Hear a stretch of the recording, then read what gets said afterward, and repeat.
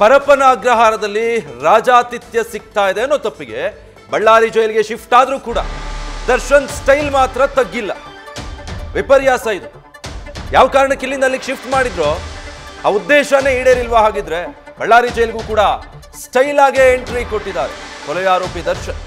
Block T shirt, blue jeans, ಜೊತೆಗೊಂದು cooling glass ಬೇರೆ. Cooling glass ಹಾಕೊಂಡು ಜೈಲಿಗೆ ಎಂಟ್ರಿ ಕೊಟ್ಟಿರೋದು.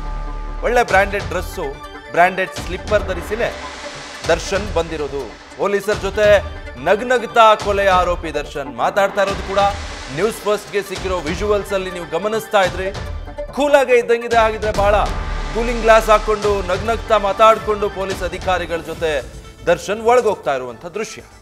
ಡೀಟೇಲ್ಸ್ ಕೊಡ್ತಾರೆ ಈ ಬಗ್ಗೆ ಸಂದೇಶ್. ಈಗ ಪರಪ್ಪನ ಅಗ್ರಹಾರದಲ್ಲಿ ಏನಾಯ್ತು ಅನ್ನೋ ಕಾರಣಕ್ಕೆ ಬಳ್ಳಾರಿ ಜೈಲಿಗೆ ಶಿಫ್ಟ್ ಮಾಡ್ತಿರೋದು. ಬಟ್ ಇಲ್ಲಿ ಆರಂಭದಲ್ಲೇ ಅಚಾತುರ್ಯ ನಡೆದು ಹೋಗಿದ್ಯಾ? ಕೂಲಿಂಗ್ ಗ್ಲಾಸ್ ಹಾಕೊಂಡು ಎಂಟ್ರಿ ಕೊಟ್ಟಿದ್ದಾರೆ ಕೊಲೆ ಆರೋಪಿ ದರ್ಶನ್.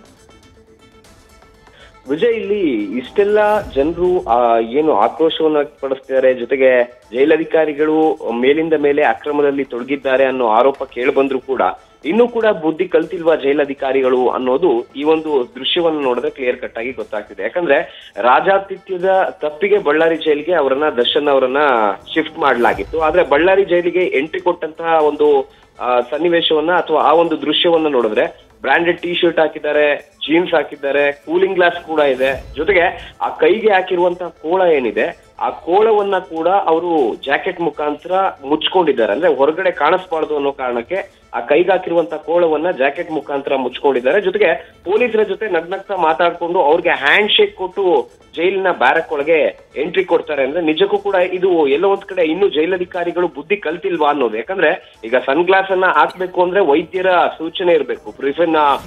ಪ್ರಿಸನ್ ಮ್ಯಾನ್ಯುಯಲ್ ಪ್ರಕಾರ ಸನ್ ಗ್ಲಾಸ್ ಅನ್ನ ಸೂಚಿಸಬೇಕಾಗುತ್ತೆ ವೈದ್ಯರು. ಆದ್ರೆ ಯಾವುದೇ ರೀತಿಯ ಕಣ್ಣಿನ ಸಮಸ್ಯೆಗೆ ಸಂಬಂಧಪಟ್ಟಂತೆ ವೈದ್ಯರು ಇದುವರೆಗೂ ಕೂಡ ಸನ್ ಗ್ಲಾಸ್ ಅನ್ನ ಸೂಚಿಸಿಲ್ಲ. ಆದ್ರೂ ಕೂಡ ಸನ್ ಗ್ಲಾಸ್ ಅನ್ನ ಹೇಗೆ ಅಲೋ ಮಾಡಿದ್ರು ಅನ್ನೋದು ಇಲ್ಲಿ ಪ್ರಮುಖವಾಗಿರುವಂತಹ ವಿಚಾರ. ಜೊತೆಗೆ ಇಷ್ಟು ರಾಯಲ್ ಆಗಿ ಜೈಲು ಸಿಬ್ಬಂದಿಗಳು ಕರ್ಸ್ಕೊಂಡು ಹೋಗಿರೋದನ್ನ ನೋಡ್ತಾ ಇದ್ರೆ ಜೈಲು ಸಿಬ್ಬಂದಿಗಳು ಇನ್ನೂ ಕೂಡ ಬುದ್ಧಿ ಕಲಿಯಲ್ವಾ ಇವರು ಅನ್ನೋದು ಇಲ್ಲಿ ಕ್ಲಿಯರ್ ಕಟ್ ಆಗಿ ಗೊತ್ತಾಗ್ತಾ ಇದೆ ವಿಜಯ್. Thank you Sandesh.